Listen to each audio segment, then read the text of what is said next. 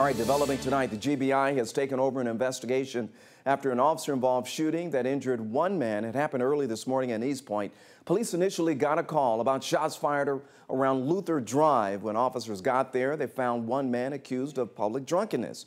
Officers left the scene, but they were called back just several more times to that same location, and that's when they allegedly came across with a man with a gun.